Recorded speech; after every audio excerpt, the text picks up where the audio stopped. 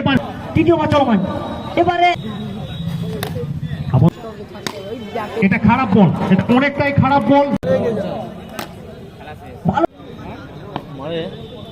কি করে জানবো, দেখতেই পাবে। প্রথম বল একটা প্রচেষ্টা ছিল, কিন্তু সেরকম টাইমিংটা হয়নি। সরাসরি উইকেট রক্ষকের নিরাপদ অবস্থানে ডট বলটা আসবে। এবার কিন্তু এটা যাবে মাঠের বাইরে। 12 গজের অত্যন্ত খ্যাতি সম্পন্ন একজন খেলোয়াড়, পুরো পশ্চিমবাংলা জুড়ে যথেষ্ট খ্যাতি কিন্তু রয়েছে মিস্টার রিশু। ইন্ডিয়ান ফ্ল্যাগটা নামাই জানা কেন? এটাও কিন্তু রিভার্সিং করার পর সেটা গতি আনতে যে অনেকটা নিয়ন্ত্রণ কিন্তু হারিয়ে ফেলেছিলেন।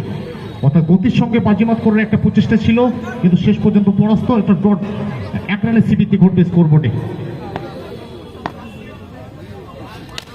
এটা যাবে দুর্দান্ত, অসাধারণ কিন্তু ফিল্ডিং এখানে দেখলাম। তো ভালো ব্যাটিং, ভালো বোলিং, ভালো ফিল্ডিং। ক্রিকেট নিজের মূল স্রোতে।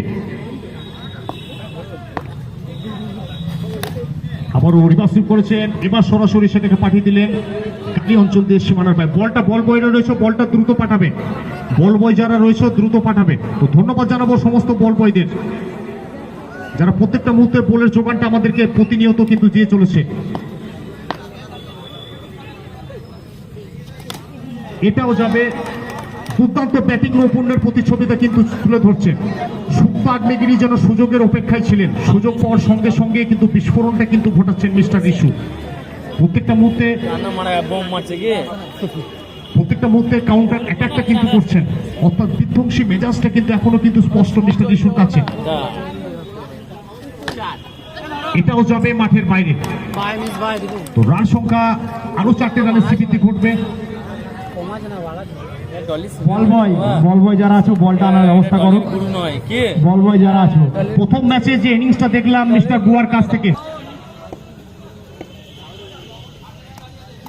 আবার পরের বল রিভার্সিং করে একটা প্রচেষ্টা ছিল, কিন্তু সেভাবে সম্পর্ক হয়নি।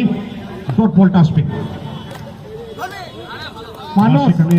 মানস ক্যামেরার সামনে যারা দাঁড়িয়ে আছো তাদেরকে সরিয়ে দাও। মানস তোমাকে বলছি, ক্যামেরার সামনে যেসব দর্শক দাঁড়িয়ে আছো তাদেরকে সরিয়ে দাও। এবার এটা যাবে মাঠের বাইরে। অর্থাৎ এখান থেকে ম্যাচে ফিরতে হলে 68 বোলিংটা কিন্তু করতে হবে। এখান থেকে অতিরিক্ত চাপ কিন্তু নিয়ে ফেলছে এখানে বোলার। এটা খারাপ বল, এটা অনেকটাই খারাপ বল।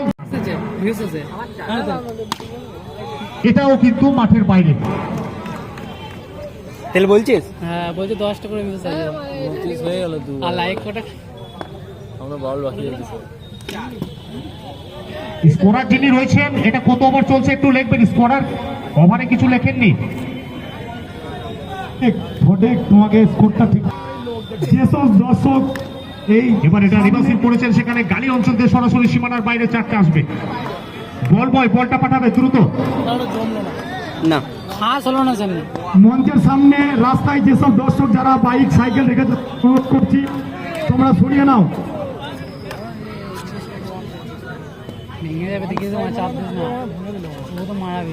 এবার কিন্তু ইউ মিস আই হিট, তো বারে বারে তুমি করে যাবে।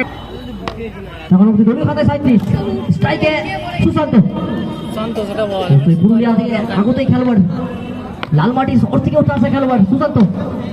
2 বল থেকে এখন অব্দি পরাস্ত রেখেছে।